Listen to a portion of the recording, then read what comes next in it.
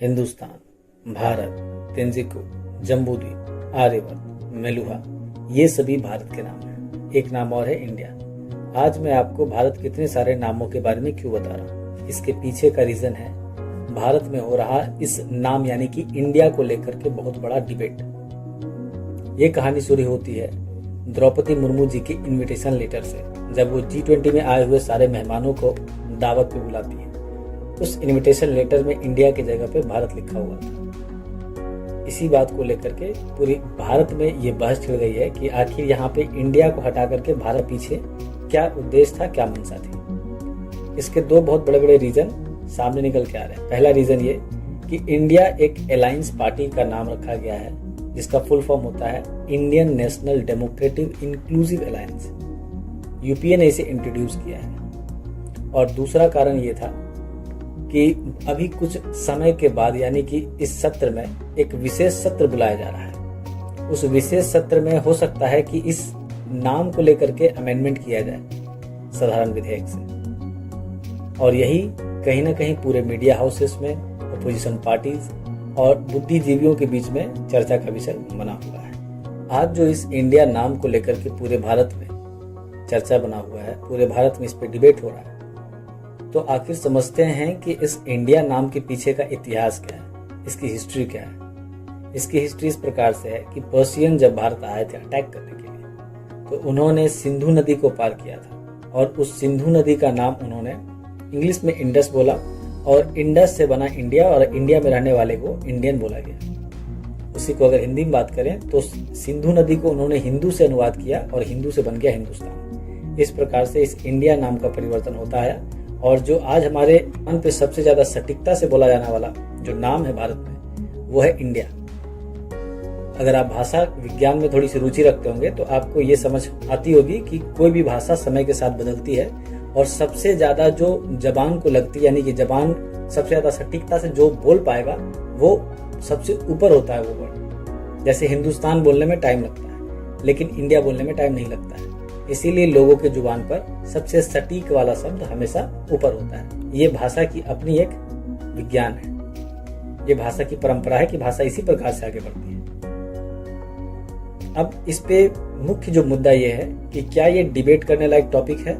भारत में बहुत सारे मुद्दे ऐसे हैं जिस पे चर्चा किया जाना चाहिए। भारत में ऐसे ऐसे प्रॉब्लम्स हैं, अगर वो समाधान नहीं हुआ तो आने वाले कुछ सालों में हमारी जो इकोनॉमिक ग्रोथ करनी चाहिए वो नीचे चली जाएगी, क्योंकि पूरे वर्ल्ड में कहीं ना कहीं रिसेशन का मुद्दा चल रहा है। सभी जगह इकोनॉमी को लेकर के लोग आगे बढ़ रहे हैं, सोच रहे हैं। लेकिन भारत इन टाइप के मुद्दों यानी कि नाम बदलने को लेकर के या फिर और भी बहुत तरह के छोटे छोटे मुद्दे, जैसे हिंदू धर्म से रिलेटेड, मुसलमानों से रिलेटेड, धर्म, जाति, समुदाय, जगह, इन सब चीजों में ही फंसा हुआ है।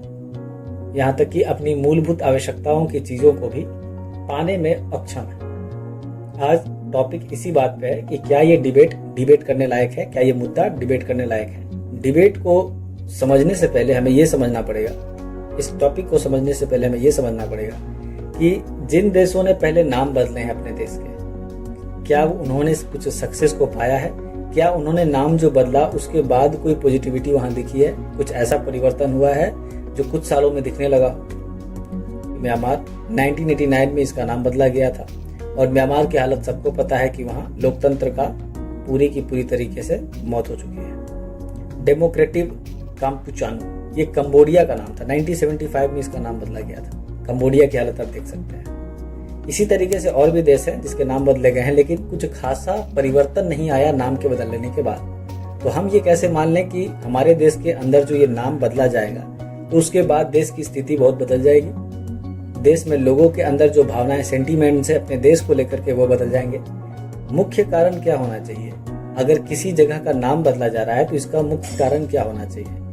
मुख्य कारण तो यही होना चाहिए ना कि किसी जगह का अगर नाम बदला गया है तो वहां पे रहने वाले लोगों को उससे बेनिफिट हो।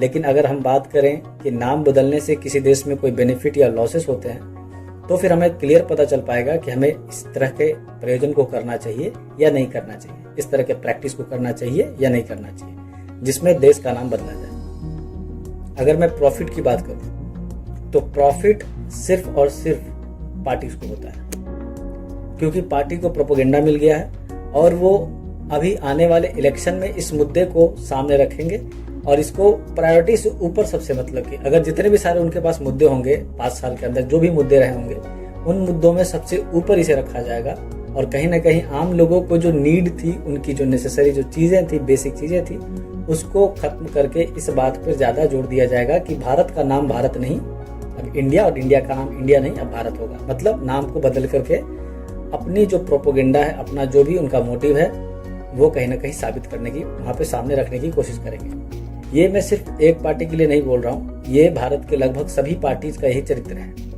क्योंकि जनता के बीच से ही वो चुन करके गए हैं और जनता का जो भी माइंडसेट होता है वो समझते हैं वो कि आखिर जनता चाहती क्या है भारत की। उनको ये क्लियर पता है कि अगर हिंदू धर्म, मुस्लिम धर्म और भी अन्य धार्मिक चीज़ों के लेकर के बात की जाएगी, जाति को लेकर के बात की जाएगी, तो कहीं ना कहीं ये मुद्दा हाईलाइट हो जाएगा और इससे उनको बेनिफिट होगा। ये क्लियर पता है उनको और ये सच में होता भी है।